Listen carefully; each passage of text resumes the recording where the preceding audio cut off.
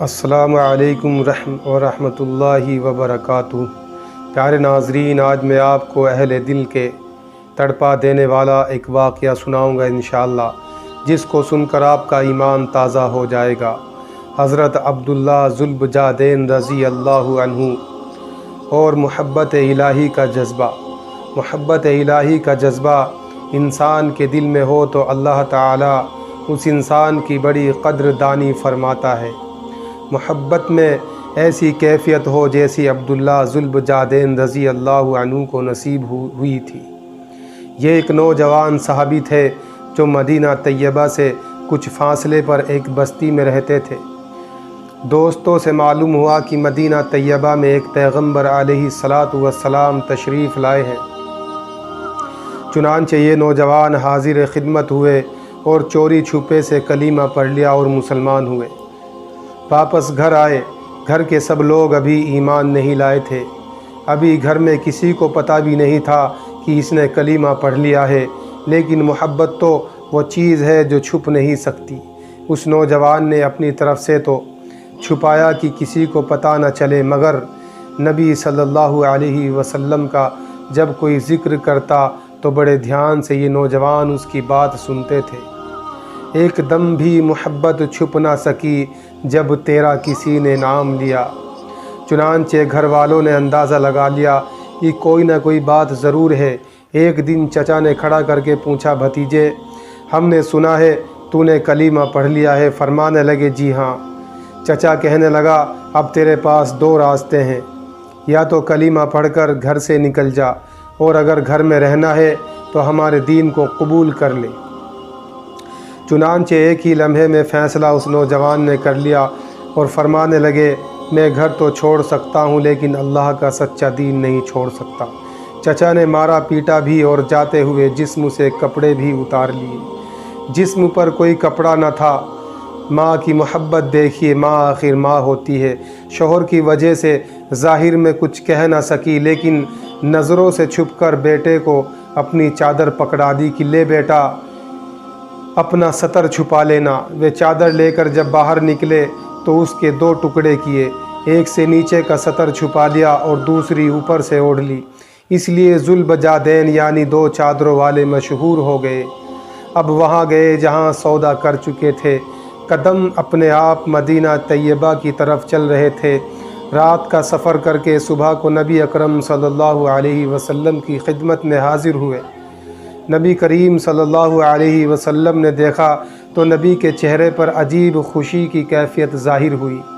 صحابہ اکرام متوجہ ہوئے کہ یہ کون آیا ہے کہ جس کو دیکھ کر اللہ کے محبوب کا چہرہ تمتما اٹھا ہے۔ شاعر کہتا ہے، دونوں جہاں کسی کی محبت میں ہار کے، وہ آ رہا ہے کوئی شب غم گزار کے۔ نوجوان حاضر خدمت ہوئے اور عرض کیا، اے اللہ کے نبی صلی اللہ علیہ وسلم، سب کچھ چھوڑ چکا ہوں، اب تو آپ صلی اللہ علیہ وسلم کے قدموں میں حاضر ہوں۔ لہٰذا اصحاب صوفہ میں شامل ہو گئے اور وہی رہنا شروع کر دیا، کیونکہ قربانی بہت بڑی دی تھی۔ محبت الہی میں سب کچھ داؤں پر لگا دیا تھا، اسی لیے اس کا بدلہ ایسا ہی ملنا چاہیے تھا۔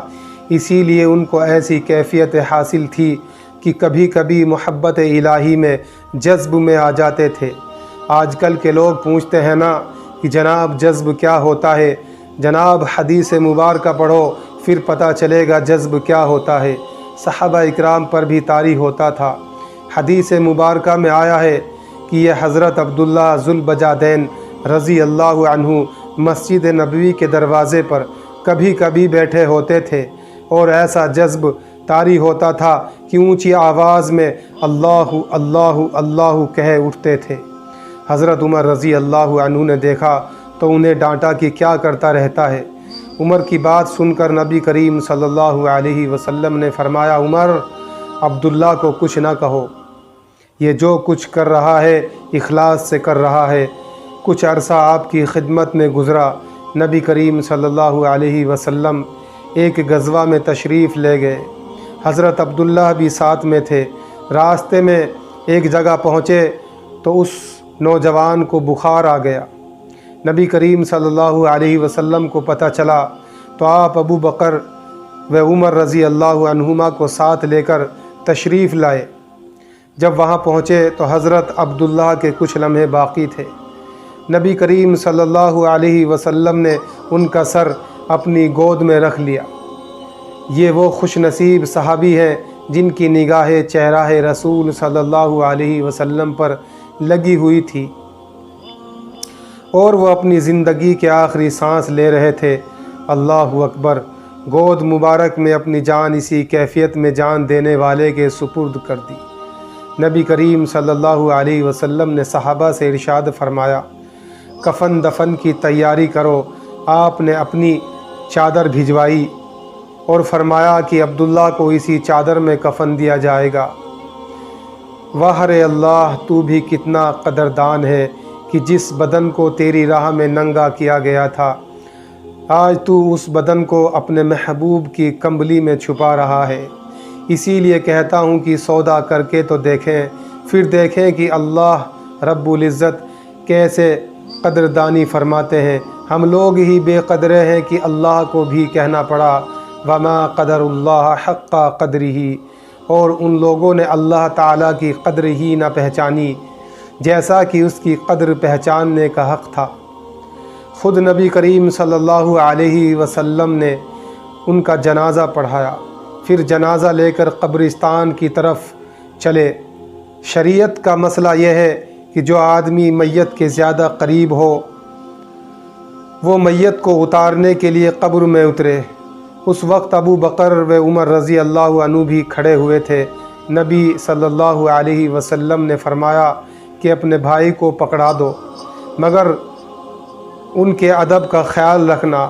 آپ نے اس عاشق صادق کو اپنے ہاتھوں میں لیا اور قبر میں لیٹا دیا جیسا کہ اپنی امانت کو سپرد کر دیا ہو۔ حدیث مبارک کا خلاصہ یہ ہے کہ جب آپ صلی اللہ علیہ وسلم نے ان کو زمین پر لیٹا دیا تو آپ نے ارشاد فرمایا، اے اللہ، میں عبداللہ سے راضی ہوں، تو بھی اس سے راضی ہو جا۔ یہ ایسے بول کہے تھے کہ حضرت عمر رضی اللہ عنہ بھی سن کر وجد میں آ گئے اور کہنے لگے، میرا جی چاہتا ہے کہ آج نبی صلی اللہ علیہ وسلم کے مبارک ہاتھوں میں کاش میری میت ہوتی۔ شاعر علامہ اقبال رحمۃ اللہ علیہ فرماتے ہیں کہ دریا سے آگے بڑھ کر سمندر تلاش کر، جو قسمت تیری بدل دے اس خدا کو تلاش کر، سجدوں سے تیرے کیا ہوا صدیاں گزر گئی، جو دنیا تیری بدل دے وہ سجدہ تلاش کر۔